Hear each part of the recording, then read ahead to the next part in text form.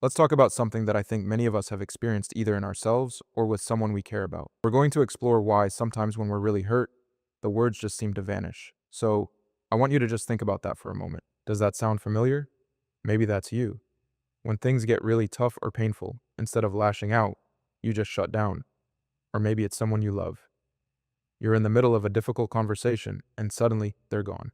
Not physically, but they've just retreated into silence. So, what's really going on there? It's so easy to misunderstand this silence, but I want us to gently pull back the curtain and look at it with a sense of curiosity and, well, compassion.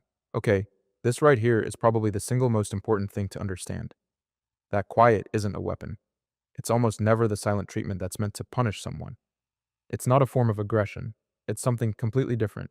It's what we call emotional self-protection. And the best way to think about it is like a shield.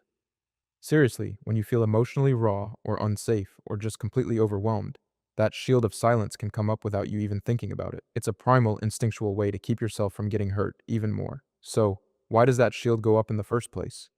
What triggers this retreat into quiet?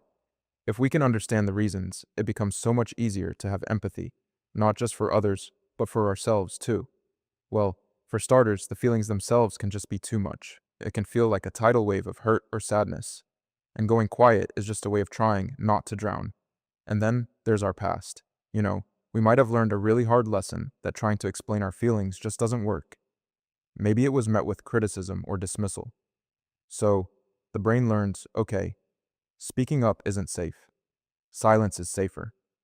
There's also that fear, that real fear of making it all worse, of saying something in the heat of the moment that you can never take back. And, sometimes it's as simple and as complicated as just needing a minute. And this really gets to the core of it. That silence is an empty space. Not at all. It's an active space. Inside that quiet, the mind is working so hard, trying to sort through the storm of thoughts and feelings. It's an attempt to make sense of the pain before you can even begin to find the words for it. So, let's imagine we could actually see what's happening behind that quiet exterior. Because trust me, what you see on the surface is not what's happening underneath. There's this huge disconnect, right? On the outside, you see someone who looks quiet, maybe distant or even unresponsive. But on the inside, that quiet is actually deep reflection. That distance is them intensely analyzing where the pain is coming from. That unresponsiveness is really a massive amount of emotional processing. It's not passive at all. It's deep internal work. So what's the point of knowing all this? How does this change anything? Well, it allows us to shift, to move away from judging silence as a bad thing or a personal attack, and to move toward empathy, towards seeing it for what it truly is. This quote really says it all, doesn't it? The silence is a shield, and that shield is there for a reason. Because somewhere along the way, it didn't feel safe to be vulnerable. And when you can really let that sink in, it can change everything about how you see these difficult moments. I really want you to hold on to this idea, this response. It isn't a character flaw. It's not a weakness. It's not about a lack of caring.